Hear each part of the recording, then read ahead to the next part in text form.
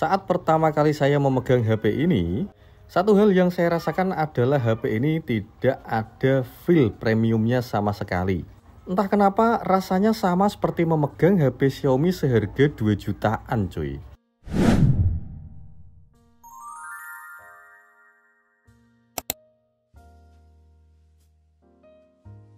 Halo guys, kembali lagi dengan saya di Kamal Tekno dan ini adalah Xiaomi Poco F6.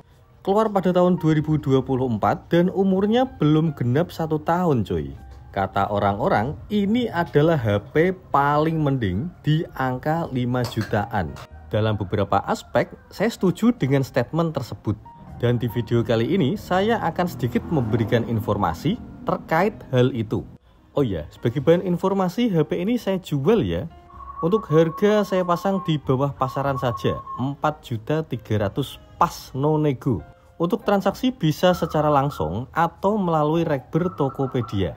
Untuk linknya saya sediakan di deskripsi ya. Dan langsung saja, berikut adalah keunggulan yang ditawarkan oleh HP ini.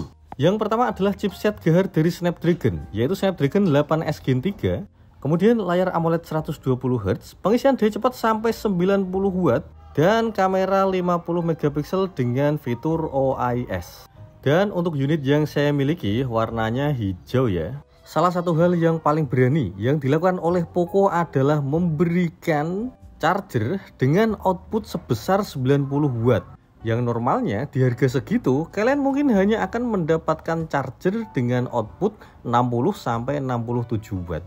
Dan yang menjadi pertanyaan adalah output sebesar itu apakah merusak baterai? Jawabannya simpel coy, ketika kalian melakukan pengecasan ada pilihan percepat pengisian atau tidak. Ya kalian nonaktifkan saja kalau ingin masa pakai baterai lebih lama. Tapi sekali-kali bolehlah diaktifkan untuk kondisi tertentu. Misalnya saat kalian buru-buru ingin pergi. Dan coba kalian perhatikan guys. Menurut saya sekilas HP ini terlihat seperti kakaknya, yaitu Poco F5. Penempatan kameranya sangat identik. Hanya saja pada Poco F6 hanya memiliki 2 buah lensa kamera saja.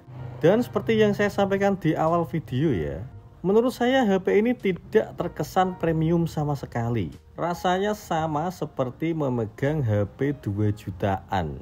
Kalau dilihat dari sudut pandang saya sebagai Mi fans yang karbit, ya saya sangat memaklumi hal itu. Mungkin saja Xiaomi sudah kehabisan budget karena difokuskan untuk kamera, layar, dan juga pengecasan cuy.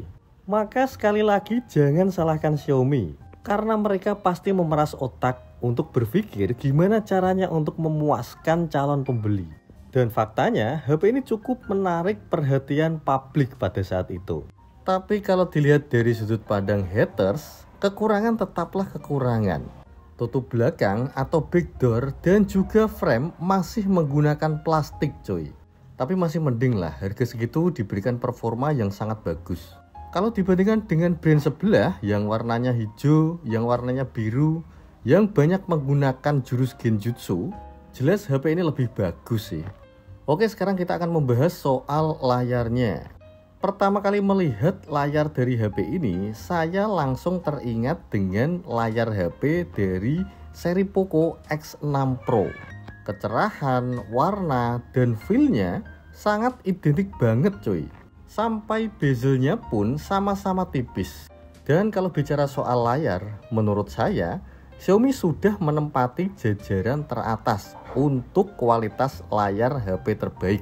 Karakternya cenderung soft dan adem.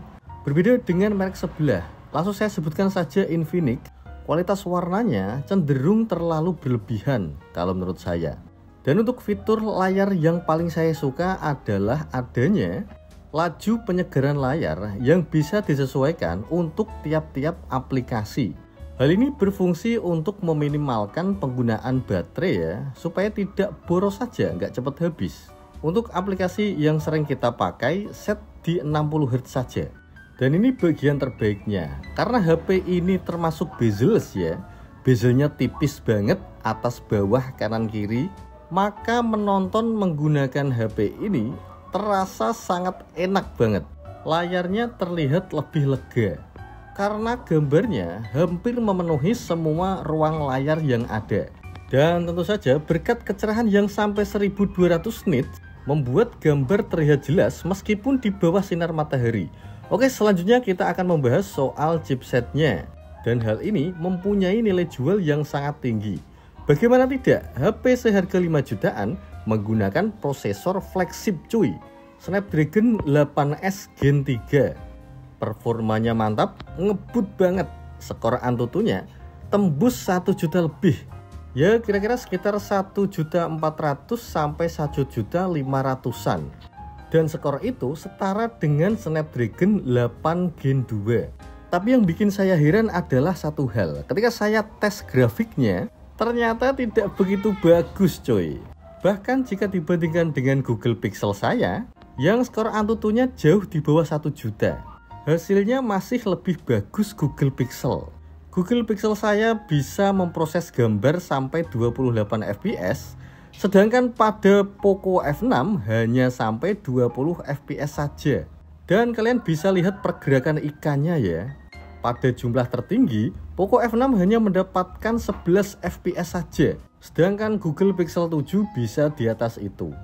By the way, untuk iPhone yang saya pakai dapat 25 fps lah.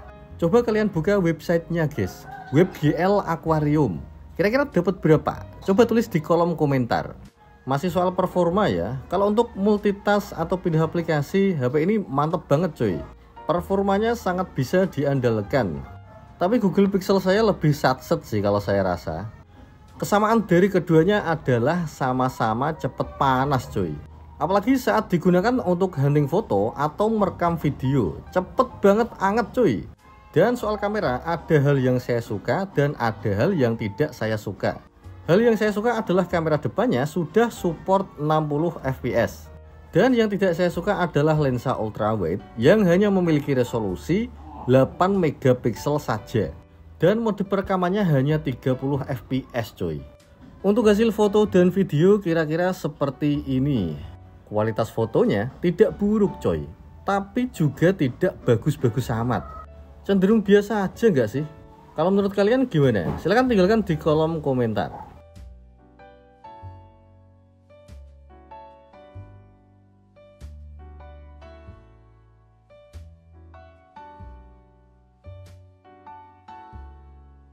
Dan berikut contoh videonya. Ini saya set di 1080 60 fps ya.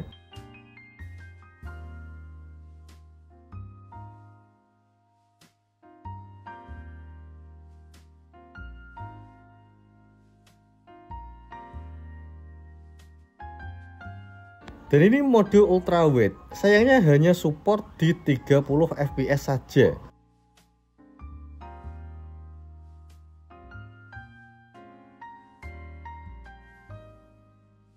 Untuk perekaman menggunakan kamera depan, kira-kira hasilnya seperti ini. Hasilnya bagus, stabil, mantap lah pokoknya.